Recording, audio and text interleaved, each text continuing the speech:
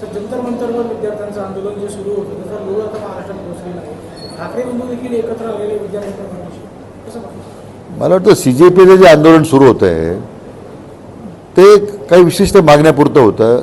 श्री वांगचूक यांच्या उपोषणाला पाठिंबा देण्यासाठी ते होतं. सरकारसुद्धा त्या मागण्यासंदर्भात त्यांनी सुद्धा चर्चेची भूमिका घेतली. स्वतः ज्येष्ठ मंत्री चर्चेला गेलेत. पण दुसऱ्या बाजूला राजकीय पोळ्या भाजण्याचं काम जे सुरू झालेलं आहे, म्हणजे काँग्रेस असेल या आता तुम्ही जो ठाकरे बंधूंचा उल्लेख करताय, मला वाटतं हे मुळातच या आंदोलनाचा मूळ हेतू जो आहे तो आता बाजूला राहिला. विद्यार्थ्यांच्या ज्या मागण्या होत्या की त्या संदर्भात सरकार निश्चितपणे सकारात्मक आहे, विचार करत आहे. परंतु राजकीय लोकांनी त्याच्यामध्ये घुसखोरी करून आपल्या स्वतःच्या तुंबड्या भाजायच्या पोळ्या भाजण्याचा प्रयत्न सुरू केलेला आहे. मला वाटतं आता ज्यांनी जनाधार गमावलेले आहेत ह्यात कोणत्या ना कोणत्या आधार शोधू राहिलेत आणि त्यांनी या विद्यार्थी आंदोलनाचा आधार घेतलेला आहे. तर माझी त्या CJPचे आंदोलन करणं माझी या निमित्तानं त्यांना आव्हान आहे. असे जे घुसखोर आलेले आहेत तुमच्या आंदोलनामध्ये आणि मूळ आंदोलन त्यांच्या माध्यमातून मोडीत काढण्याचा प्रयत्न होतो आहे, त्यांना सुद्धा तुम्ही आता बाजूला ह्या अशा राजकीय पक्षाच्या लोकांना या आंदोलनातून बाजूला केलं पाहिजे. नीट परीक्षेचा निकाल लागला आहे. सर्वत्र उत्साह, विद्यार्थी उत्साह करताना बाहेर येत आहे.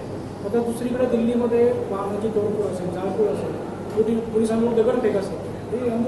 हे माझा मुद्दा तोच आहे की एकतर आंदोलनाला बदनाम करण्याचा प्रयत्न होतो आहे आणि आंदोलकांमध्ये जे घुसखोरी घुसलेली आहेत, आज ज्या प्रमाणात पोलीस कर्मचारी अधिकारी जखमी झाले आहेत, प्रचंड दगडफेक झाली, हे काय आंदोलनाचं लक्षण नाही आहे. पण आंदोलक जे करणारी मुलं आहेत त्यांना हेच माझं सांगणं आहे की हे जे घुसखोर आलेले आहेत सरकारच्या विरोधामध्ये काहीतरी षड्यंत्र करण्याचा प्रयत्न करतायत, सरकारला बदनाम करण्याचा प्रयत्न करतायत. त्यात मग हे घुसखोर आहेत, राजकीय पक्षाचे गुंड आहेत, त्यांनी जे आता या पद्धतीने जो आता या प्रश्नाला डायव्हर्ट करण्याचा प्रयत्न केला. पण मला वाटतं आंदोलक जे आहेत ते त्यांच्याबाबत सरकार चर्चा करते, सरकार निश्चितपणे त्यातून मार्ग काढील याचा आम्हाला विश्वास आहे. परंतु याचबरोबर ज्यांनी या सगळ्या दगडफेकीमध्ये किंवा हिंसा घटनेमध्ये ज्यांचा सहभाग आहे त्यांच्यावर तर कारवाई झालीच पाहिजे. आणि जे राजकीय पक्षाच्या लोकांना ज्यांनी आता स्वतःच्या राजकीय पोळ्या भाजण्याचं काम सुरू केलेलं आहे, मला वाटतं जनतासुद्धा त्यांना धडा शिकवल्याशिवाय राहणार नाही असा आम्हाला विश्वास आहे. काल मनोज जरांगे सुद्धा भेट दिली आहे. त्यांनी सुद्धा सांगितलं की महाराष्ट्रात नेत्यांना फिरू देणार नाही, जे विद्यार्थ्यांच्या विरोधात जातील त्यांना. कसं बघता हे सगळं? असं आहे की जरांगे पाटलांना माझं एवढं सांगणं आहे की सरकार विद्यार्थ्यांच्या विरोधात नाहीच आहे ना. आता नीटचे निकाल लागलेत, पारदर्शकता आली, मोठ्या प्रमाणात देशभरामध्ये त्याचा उत्साह स्वागत झालं आहे. अनेक मुलांनी जे पास झाले कोणी तक्रार केलेली नाही आहे. नीटच्या निकालाविरुद्ध लक्षात घ्या, एक मुद्दा लक्षात घ्या, कोणी तक्रार केलेली नाही आहे. इतकं सरकारने त्यानंतर पारदर्शकते पद्धतीने ते काम केलेलं आहे. जे लोक दोषी होते आज महाराष्ट्रातल्या कोचिंग क्लासचे लोक त्याच्यामध्ये आढळले. त्या राजकीय पक्षाचे लोक नव्हते, कोणी कोचिंग क्लासचे लोक त्याच्यामध्ये आढळले की त्यांनी हे पद्धतीने ज्या पद्धतीने नीटच्या परीक्षेसंदर्भात त्यांनी जो गोंधळ घातला त्याला सत्ता पक्षाच्या कोणी त्याला पाठिंबा दिला नव्हता. आता त्यामध्ये चौकशी करण्याच्या सूचना सरकारने दिल्या आहेत. CBI इन्क्वायरी सुरू आहे. CBIने प्रचंड प्रमाणात अटक केली, लोकांना अटक केली, कारवाई सुरू आहे. मला वाटतं याच्यामध्ये तीच अपेक्षा श्री वांगचूक यांनी व्यक्त केलेली आहे की भविष्य काळामध्ये ही व्यवस्था पारदर्शक राहील. विद्यार्थ्यांच्यावर काही गुन्हे दाखल झाले असतील तर ते गुन्हे दाखल करू नये, त्यांच्या मागण्याची रिसर आहे. पण जरांगे पाटलांना त्यांना मी विनंती करणार आहे की विद्यार्थी विरोधी कोणीच नाही ना.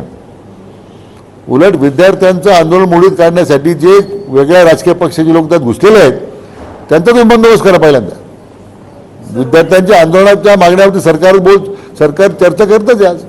नीट पेपर फुटी जे आहे ते प्रकरण जे आहे ते फक्त भाजपच्या काळात घडलं असं नाही, काँग्रेसच्या काळातही अनेक वेळेस घडलं. तर त्यावेळेस राहुल गांधी कधी रस्त्यावर उतरले नाही, पण त्यावेळेस त्यांना विद्यार्थ्यांचं हित बघता आलं नाही. असे माझं तेच म्हणणं होतं ना की ही घटना पहिल्यांदा नाही आहे. उलट याच्यामध्ये अधिक पारदर्शकता आणण्याचा प्रयत्न भारत सरकारने आता केलेला आहे. परंतु मागच्याही काळामध्ये काँग्रेस पक्षाच्या काळामध्ये सुद्धा हे प्रकार घडलेच आहेत ना.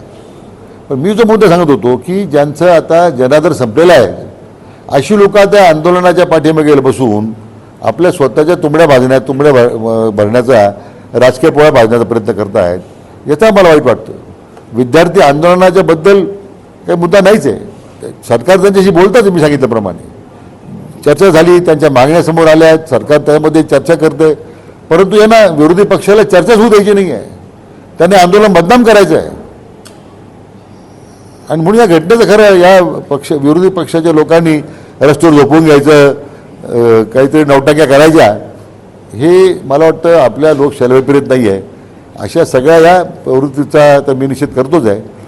विनाकारण चाललेल्या शांततेने चाललेल्या आंदोलकाला गालबोट लावण्याचा प्रयत्न झाला, राजकारण आणण्याचा प्रयत्न झाला, त्यातून पुन्हा मोठ्या प्रमाणात कायदा सुव्यवस्थेचे कायदा हातात घेण्याचा प्रयत्न झाला काही लोकांकडून, समाजकंटकांकडून.